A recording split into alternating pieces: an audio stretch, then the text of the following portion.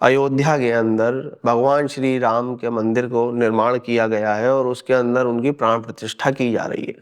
तो उनका जो ये मुहूर्त है, और ये सुनने में आया 41 साल के बाद ये मुहूर्त आया है, तो ऐसा क्या खास है इस मुहूर्त के अंदर? ये मुहूर्त नक्षत्र इसमें विशेष है। श्री राम ने अपना जन्म अयोध्या में और दशरथ जी क्या ही क्यों लिया? ऐसा क्या विशेष था वहां पे? दशरथ जी और कौशल्या पूर्व जन्म में मनु और शत्रुपा थे षष्ठी के आरंभ। प्रभु श्री राम जी के जन्म समय पर सभी देव दर्शन के लिए आए और सूर्य देव तो स्थिर ही हो गए। उन्हें भूमंडल का एक ही जगह स्थिर हो गए।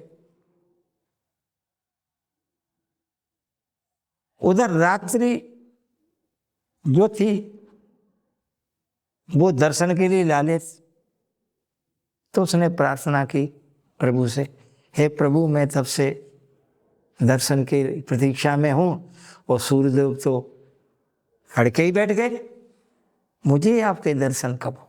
मैंने बहुत आपकी प्रतीक्षा की। प्रभु ने कहा, हे देवी तुमने मेरे लिए की, तुम्हारा रंग मैं लेता।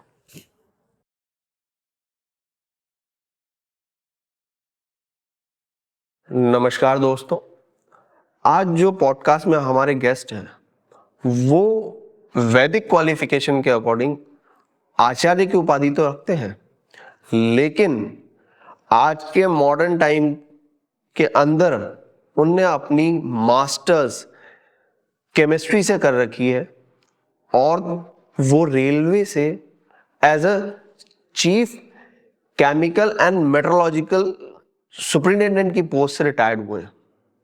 सो आज बहुत सारी चीजों पर बात होंगी जो वैदिक के साथ साथ साइंटिफिकली भी प्रूव्ड होंगी। नमस्कार गुरुजी, आपका नमस्कार। कैसे हैं आप? फाइन। स्वास्थ्य कैसा है आपका? मैं स्वस्थ हूँ।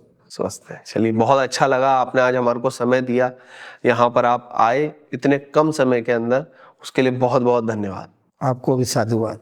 अभी रिसेंटली में एक इवेंट होने वाला है और बहुत बड़ा इवेंट है, पूरी दुनिया उसके ऊपर निगाहें टिकाई हुई है।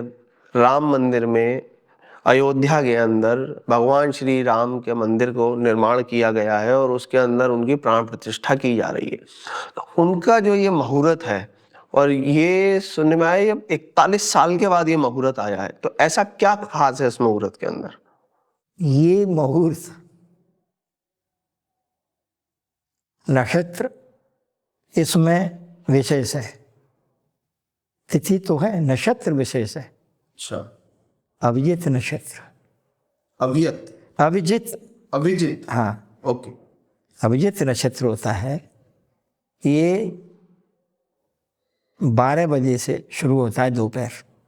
हर बार आता है जब ये, या फिर इस बार पर्टिकुलरली 12 बजे से शुरू हो रहा है? नहीं, ये जब भी आता है इसका यही रहता मध्याह्न 12 से 12:25, 20 या कभी कभी 11:55 से 57 से शुरू होता है। तो ये सर्वश्रेष्ठ शुभ होता है। इस नक्षत्र में प्राण प्रतिष्ठा, गृह निर्माण के लिए ही कोई भी मांगलिक शुभ कर्म इसमें शुरुआत की जाती है, तो उसके अंदर कोई बाधा नहीं आती, मंगलमय निर्विघ्न पूर्ण होता है। ये इसकी वजह है। इस वजह से इस नक्षत्र के अंदर भगवान श्री राम का प्राण प्रतिष्ठा की जा रही है। और अब जब भगवान श्री राम के बारे में बात हुई है, तो मैं थोड़ा सा और इसके बारे में बात करना चाहूँगा कि हमारे यहाँ पे 2 रामायण है शायद, मेरी जितनी जानकारी में। एक तो वाल्मीकि जी ने लिखी थी और दूसरी एक तो रामचरितमानस है, एक रामायण है। इन दोनों में फर्क क्या है? महर्षि वाल्मीकि कृत जो रामायण है वो संस्कृत भाषा में है। अच्छा, वो उस समय संस्कृत का प्रचलन ही था, सर्वाधिक था। तो वो देव भाषा में लिखी गई है, संस्कृत देव भाषा है। जब त्रेता निकला, द्वापर गया, अब कलयुग है। कलयुग में हर समाज का हर व्यक्ति यानी प्रतिशत संस्कृत को जानने वाला बहुत कम था। इसीलिए महर्षि वाल्मीकि ने ही प्रभु कृपा से दूसरा जन्म जो है गोस्वामी तुलसीदास जी के रूप में लिया, जिन्होंने जन्म लेते ही राम बोला तो उनका बचपन का नाम राम बोला है। राम बोला। राम बोला। उन्होंने जब ये प्रभु श्री राम को अपना इष्टदेव माना और उन्होंने अपने अंतःकरण को स्वतः सुखाए तुलसी रघुनाथ गाथा बासन, अपने आत्मी सुख के लिए उन्होंने ये रामचरितमानस की रचना की। और ये खड़ी भाषा में है, इसमें सभी भाषाएं हैं, उर्दू है, अरबी है, संस्कृत है और भी लोक भाषाएं हैं, जिससे हर जनमानस तक इसका ज्ञान पहुँचे, उनकी समझ में ये आ सके। गुरुजी, मैं आपसे ये जानना चाहता हूँ कि भगवान श्री राम ने अपना जन्म अयोध्या में और दशरथ जी क्या ही क्यों लिया? ऐसा क्या विशेष था वहां पे? दशरथ जी और कौशल्या पूर्व जन्म में मनु और शत्रुपा थे। सृष्टि के आरंभ मनु और शत्रुपा यानी कि महाराज मनु जो अपनी मनुस्मृति है और उनकी पत्नी महारानी जो थी वो शत्रुपा। उन्होंने घोर तपस्या की, बड़ी कठिन, और नारायण से ये वरदान मांगा कि प्रभु हमें आपके जैसा पुत्र चाहिए। प्रभु बोले मेरे जैसा तो मैं ही हूं, कहां से दूसरा लाऊं? और उन्होंने कहा कि तुम जब त्रेता में मैं आपके यहाँ पुत्र रूप में आऊंगा। तो वही मनु महाराज इस इक्ष्वाकु वंश में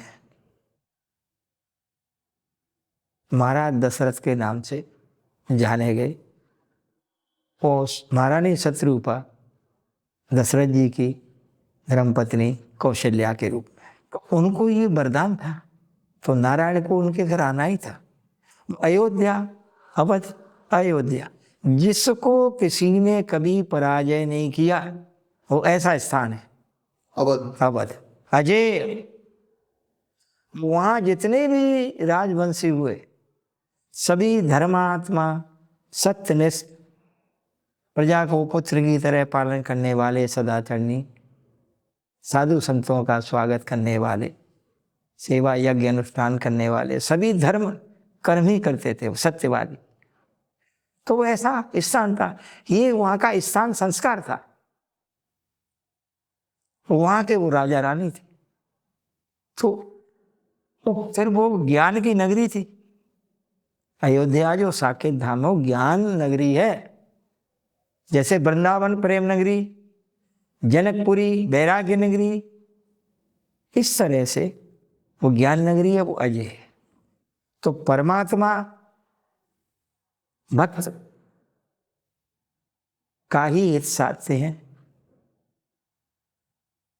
तब से उनको अयोध्या का राजपाट मिला, वो महारानी बनी। तो उस समय प्रभु ने उनके यहाँ जन्म ली, वो अवतरित हुए। कहते हैं कि जन्म लिया, लेकिन परमात्मा गर्भ से कुच्छा से जन्म नहीं लेते, वो अवतार लेते, अवतरित होते हैं अपने को। इसलिए अयोध्या में जन्म हुआ। श्री राम ने जो जन्म लिया वो एक नेचुरल बर्थ था, मतलब बायोलॉजिकल नेचुरल बर्थ था। उनने कौशल्या जी के गर्भ से जन्म लिया। दशरथ उनके पिता थे, महाराज दशरथ। उसके बाद भी उनको अवतार क्यों कहा जाता है? आम जीव का जन्म 16 प्रकार की सृष्टि है। देव सृष्टि, खग सृष्टि, मयूर सृष्टि, कश्यप सृष्टि। कश्यप सृष्टि के अंदर हम आप सभी आते हैं, सभी जीव जो गर्भ से जन्म लेते हैं। उनकी अंडज सृष्टि नहीं होती, पक्षियों की अंडज सृष्टि होती है जो अंडकोश से अंडे से निकलता है। इस प्रकार 16 प्रकार की सृष्टियां हैं। लेकिन जो परमेश्वर होता है, ईश्वर परमेश्वर, ये जो होते हैं परमात्मा, वो कभी गर्भ से जन्म नहीं लेता, इनका अवतरण होता है। यानी अब माने नीचे और तर माने तल स्तर, अर्थात ये उस जहां इनको लोक विचरण ये करते हैं उस सत्य लोक से ये इस मृत्यु लोक पर आते हैं, तो स्तर नीचे हुआ, तो ये अपना लोक स्तर बदल देते हैं और जिस लोक में इनको आना है वहां ही आते हैं। तो इस तरह 2 तल होते हैं, उत्तल अवतल। तो ये अब यानी नीचे, उत्तल का मतलब होता है ऊपर, ऊपर का तल, ऊपर का स्तर, और अवतल यानी नीचे का स्तर। साइंस में लेंस भी होते हैं जो ऑप्टिकल्स में चश्मों में लगते हैं, उत्तल लेंस, अवतल लेंस।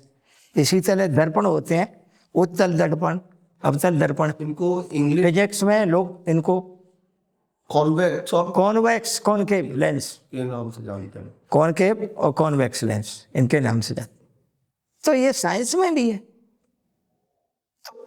परमात्मा इसी तरह आते हैं, लेकिन लोग मर्यादा में, वो कभी मर्यादा का उल्लंघन नहीं करते, उसी के अंदर रहते हैं। तो जिस नारी को पतिव्रता धर्मज्ञानी धर्मपरायण, जिसको ये अपनी माता का श्रेय देना चाहते हैं कि वो उनकी माँ है, उनके घर से जन्म ली, उसको इस तरह का आभास होता है, बड़ा आनंद उनको होता है, और समय वो उसी हिसाब से लेते जो गर्भ में होता है। तो अभी जैसे हम देख रहे हैं कि भगवान राम की जो प्रतिमा है, जो भी स्थापित होने वाली है, वो प्रतिमा बाल स्वरूप में है। और कहीं ना कहीं थोड़ा सा हम लोग घरों में देखते हैं लड्डू गोपाल जी, ठाकुर जी, जिनको बहुत प्यार से एक बच्चे की तरह हम लोग रखते हैं कि घर में एक छोटा सा बालक है, उनसे बहुत मिलता जुलता सा स्वरूप है। और वो एक, मैं ये नहीं बोलूंगा कि पूरी तरीके से काला है, लेकिन वो मतलब वो काले से मिलते जुलता सा एक रंग है स्वरूप में उनके। तो वो क्यों है, किस वजहों से वो स्वरूप दिया गया है? प्रभु श्री राम जी के जन्म समय पर सभी देव दर्शन के लिए आए, और सूर्य देव तो स्थिर हो गए, उन्हें भूमंडल का एक ही जगह स्थिर हो गए। उधर रात्रि जो थी वो दर्शन के लिए लालच, तो उसने प्रार्थना की प्रभु से, हे प्रभु मैं तब से दर्शन की प्रतीक्षा में हूँ और सूर्यदेव तो अड़के ही बैठ गए, मुझे आपके दर्शन कब हो, मैंने बहुत आपकी प्रतीक्षा की है। प्रभु ने कहा, हे देवी तुमने मेरे लिए की, तुम्हारा रंग मैं लेता। रात्रि कभी काली नहीं होती एकदम तैकी कालो जैसी, वो श्यामल रंग होता है, सांवरा। इसीलिए प्रभु श्री राम ने वो सांवरा अपना वर्ष चुना। अभी मैं कुछ समय पहले नैनीताल गया था, तो मैंने नैनीताल के पास में भी एक जगह है हनुमानगढ़ी, और इसी नाम से एक जगह है अयोध्या में भी, हनुमानगढ़ी। ये हनुमानगढ़ी क्या होती है और क्यों ऐसी जगहों का नाम हनुमानगढ़ी रखा जाता है, क्या है ये? प्रभु श्री राम का जब राज्याभिषेक हुआ, लंका विजय के बाद अयोध्या वापस आए, तब तो हनुमान जी को रुकने की जगह, हनुमान जी तो सदैव तत्पर रहते थे प्रभु श्री राम की सेवा में, आदेश के लिए। ऐसा एक ही देवता है जो कभी सोता नहीं है, ना आराम करता है। तो उस जगह रहते थे, वहां से प्रभु श्री राम का उनको मालूम रहता था। तो वहां हनुमान जी का ये स्थान था।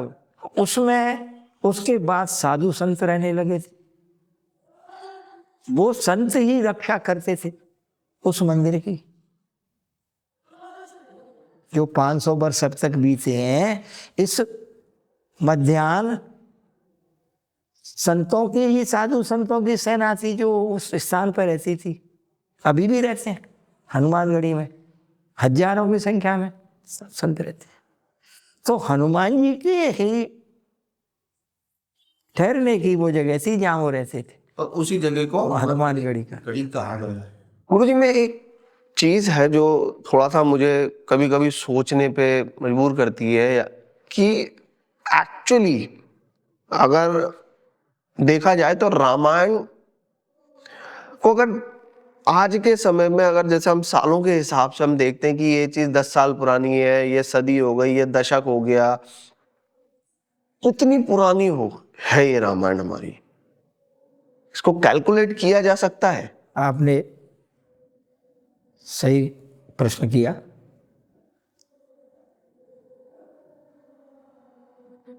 रामायण शतकोट अपार,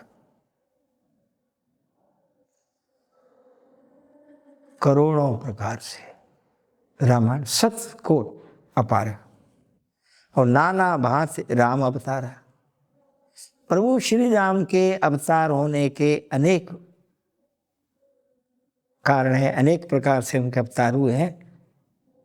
और ये हर कल्प में श्री राम का जन्म होता है। कल क्या होता है मतलब? एक कल्प में जैसे युग होते हैं, सतयुग, त्रेता, द्वापर, कलयुग, तो इसको चारों युगों को मिलाएं तो ये एक महायुग कहलाता है। चतुर, या इसको बोले चतुर महायुग, चारों को मिला, 4 युगों को मिला। इसकी ऐसे 1000 महायुग का जब समय होता है तो वो एक कल्प कहलाता है। 4 युग, महायुग और ऐसे 1000। हाँ, चतुर महायुग हो गए, 4 युगों का एक युग माना जाए। हाँ। उसकी अवधि है 43,20,000 वर्ष। इसको अगर 1000 गुना कर दिया जाए तो ये होता है 4 अरब 32 करोड़ वर्ष। ये एक कल्प की अवधि है। इस तरह के कल्प हैं। हर कल्प में प्रभु का जन्म होता है। अनेक प्रकार है अवतार लेने के वक्त। ये साइकिल कंटिन्यू, ये चलता ही रहता है।